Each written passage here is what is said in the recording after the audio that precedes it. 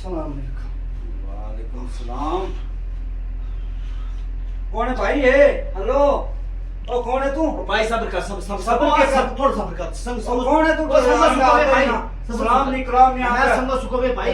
बाड़ो नास खाया खाया जा रही है कौन है वो तू? जंग लगो मेरा भाई बाड़ो नास खाया तो संग सुको था। किस जंग लगो भी है? मेरो घर बाड़ दा जंग लगो हुआ हूं तो नास खाया। ते नस के आए वे तू अंदर बड़े हुए आन गए इस तरह एकदम तू आन के ठंडा और पै गया वे। ओ मीना गोला आवाज सुनना कन्ना में चपा लगा तो ऊंचे बोल में इत कान में के की तू आएगा की तू? महा बाड़ो नास खाया गोला करेगा गोला गोला करेगा? गोला जंग लगो मेरा भाई। तू नास खाया तो बड़ी मुश्किल ना जाना चाहिए। अरे जान बचाइए तू सुनी तरह आको भाई सलाम ओ भाई अलैकुम। सब्र सब्र गल सुन। सब्र।